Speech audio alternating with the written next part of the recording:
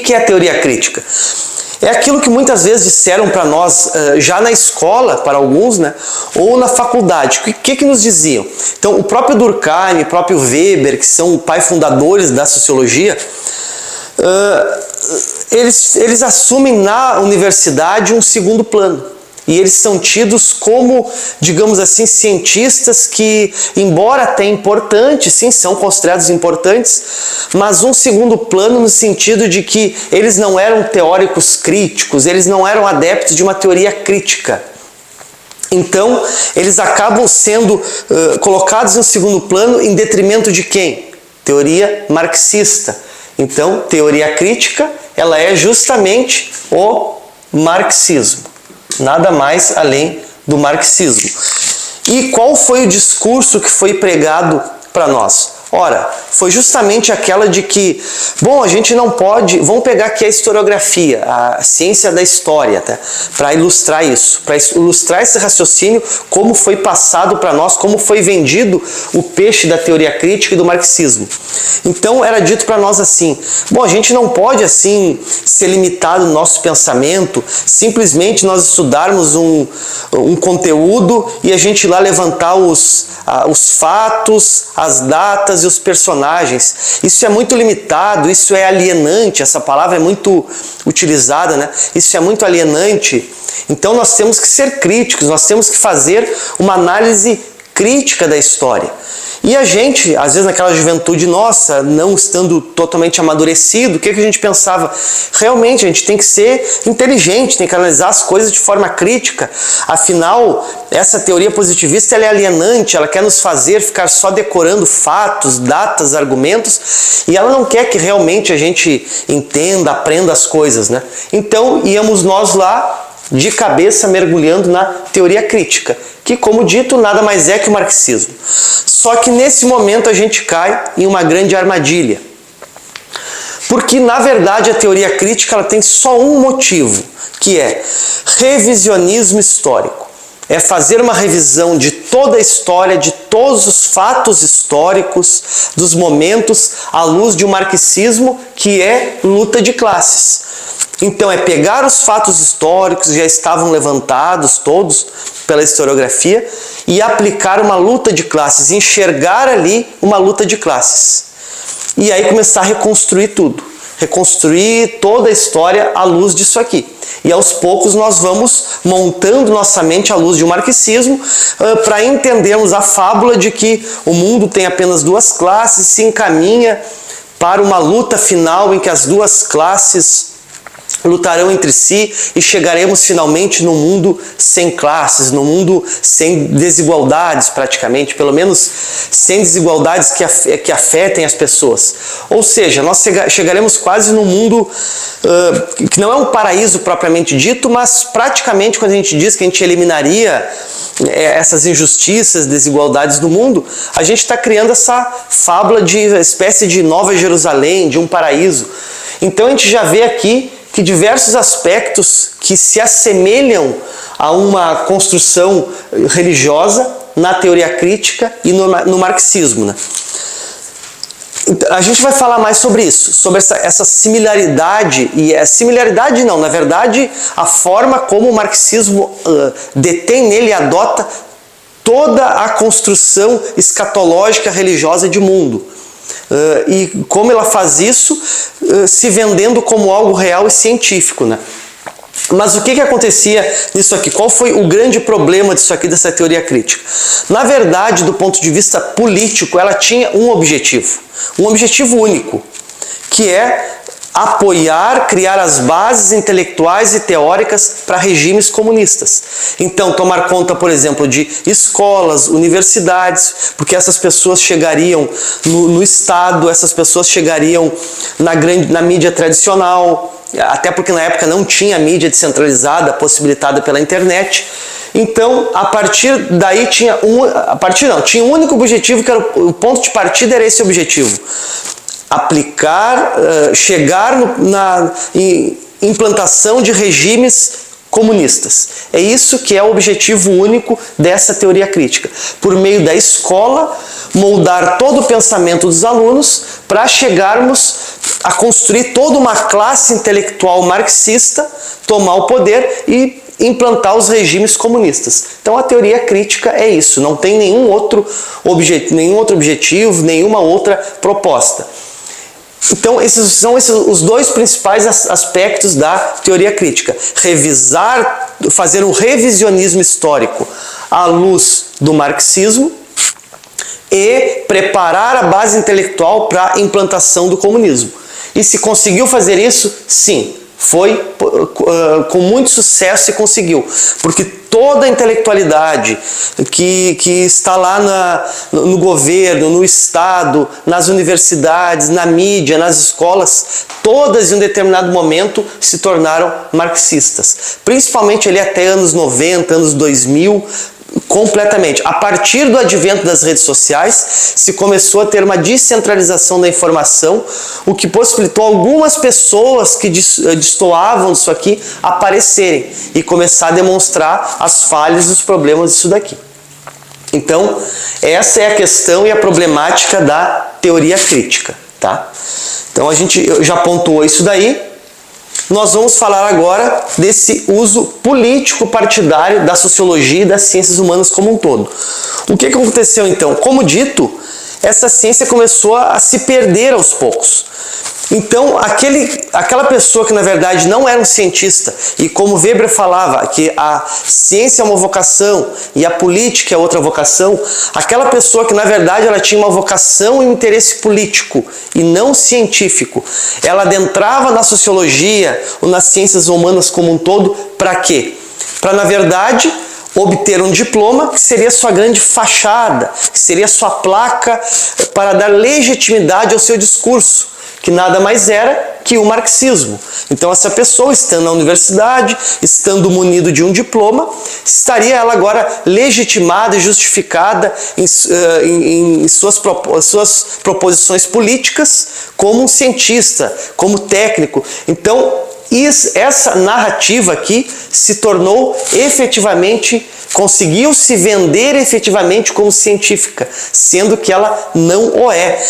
Ela, na verdade, é uma doutrina política, nada além disso. Uma doutrina política que conseguiu se vender como a pura ciência e as pessoas compraram isso e praticamente eliminou aquilo que era ciência de fato, que é aquela ciência positivista, aquela proposta que realmente queria fazer ciência. Então, o aspecto político do marxismo venceu e se sobrepujou, né? Então, essa é a história dessa questão. E por que o marxismo efetivamente não é ciência? Porque, como dito, ele nada mais é do que uma ideologia política, uma doutrina e uma ideologia política. E ele, inclusive, do ponto de vista da sua construção, ele nada mais é que uma religião política, uma ideologia que é construída aos moldes da religião. Até porque Marx, talvez na sua época, se imagina que nos tempos de hoje, a religião ainda tem um grande papel, uma grande força. Imaginemos então lá no século XIX, quando Marx escreveu isso. Ainda era muito poderosa.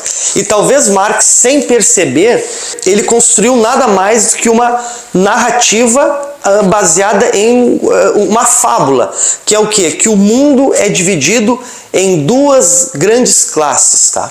Que a história do mundo toda se passou por alguns modelos e sistemas econômicos que tinham algumas classes, até finalmente chegar no período moderno, que ele chamou de capitalismo. E nesse período tinha só duas classes, os burgueses e os proletários. E essas duas classes chegariam a um confronto final, uma grande batalha final, como se fosse assim, e ficaria apenas uma classe, a classe dos proletários, superando todo o mal. Então, onde é que estão os aspectos e as características de uma narrativa religiosa nessa construção dele? Ora, primeiramente é aí que nós temos uma espécie de luta do bem contra o mal. Uma classe detém todas as virtudes da bondade, daquilo que é correto, contra uma classe que detém o mal. Ou seja, é claramente um dualismo, uma luta do bem contra o mal. Segundo, ele não entende as classes como complementares. Ele entende que uma classe pode sobrepujar a outra. E ele falava muito em história, porém ele não compreendeu que as classes, tanto de burguês como de funcionários, são elas construídas historicamente, são elas construídas pelas relações dos indivíduos no seu dia a dia, afinal a possibilidade de ascensão social, e nisso aqueles indivíduos que têm mais possibilidade, mais vocação de se colocarem como empresários vão se colocar, aqueles que vão ficar sobre funcionários vão ficar, e uma série de outras classes que existem no mundo do trabalho, né? De outras categorias, aqui chamadas de classes, mas podem ser tratadas como categorias. O fato é que essas ditas classes, entre aspas, digamos assim, elas são, na verdade, complementares na sociedade e fruto da construção histórica das relações entre os indivíduos. E elas não são excludentes entre si, como Marx entendia, que as classes eram excludentes, uma poderia existir sem a outra, como se não fossem construídas historicamente.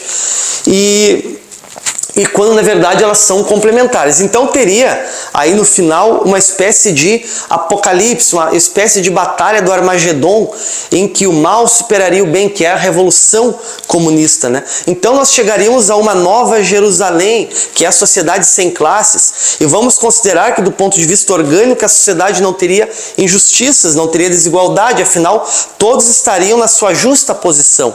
Mesmo que algum marxista venha dizer, mas Marx não disse isso, porque ele disse que teria desigualdade entre as pessoas, uma vez que um ocuparia um cargo, outro ocuparia um cargo mais alto. Sim, existiria isso, mas isso não é uma desigualdade de fato orgânica, mas uma distribuição centralizada dos cargos, como se fosse possível fazer isso, né? Ou seja, na prática seria um mundo planejado em que a desigualdade de fato não existiria. Existiria sim uma distribuição dos cargos ali, né? Então, observe os diversos pontos e aspectos de similaridade de uma doutrina e uma narrativa religiosa que foi construída e, como dito, talvez nem percebida por Marx, né, no seu intento ali. Que traz todas essas condições e erros de análise histórica, inclusive. Erros bastante grandes, uma vez que não compreendem, não dão conta de entender a realidade da dinâmica e da complexidade social, né? Então esses são os termos e esse é o problema do marxismo trazido enquanto método. As limitações do pseudo-método continuam. Mesmo quando falamos em materialismo, a contribuição maior, entre aspas, do marxismo é aplicá-la à compreensão da história e da economia. O conceito de materialismo já era bastante antigo e discutido nos tempos de Marx, existindo desde os tempos gregos e posteriormente aprofundado e agregado com diversos outros filósofos que trabalharam essa noção. Contudo, mesmo na tarefa de aplicá-lo à análise social, Marx e Engels cometeram a sua confusão maior, criando uma narrativa fabulosa sobre o andar da história e das relações de classe, criando, na verdade, uma verdadeira mitologia. Neste caso, sobre esta pseudo-teoria, pseudo-método, não havendo nada teórico que se possa aproveitar, só o que restou foi uma ideologia política autoritária e sanguinária, sendo esse o fator, o seu único legado e que vai deixar marcas para toda a história. O discurso metodológico é o disfarce da intenção política. Devemos observar que o próprio termo capitalismo, na forma como é abordado, já denota uma noção pejorativa, no sentido de condenar as atividades comerciais e produtivas dos indivíduos e enaltecer uma suposta virtude do Estado maior que a dos indivíduos. Na verdade, o nome correto de se chamar o modelo econômico moderno é sociedade de mercado ou economia de mercado, que nada mais é do que as atividades comerciais e produtivas espontâneas realizadas pelos sujeitos particulares. Trata-se do comércio, da sociedade comercial. A própria capacidade de tornar corriqueiro um termo pejorativo, tal como o capitalismo, já demonstra a preponderância da ideologia marxista na forma como ela assumiu nos meios formadores de opinião, como universidades, imprensa e no seio do próprio Estado. Assim, quando nos referirmos ao modelo econômico moderno, deveríamos chamar de economia de mercado, ou comercial, ou sociedade de mercado, para assim não cair no vício e no erro, ou até na armadilha marxista, de chamar essa sociedade de capitalismo, no sentido pejorativo. Aqui a gente já está adiantando o que nós iríamos aqui. Ele, na verdade, é um não método. Em nenhum aspecto ele pode ser considerado como científico, uma vez que ele nada mais é, como dito, que uma ideologia política que tenta chegar ao poder, que tenta implantar os seus no poder, né? Então, esse foi o uso político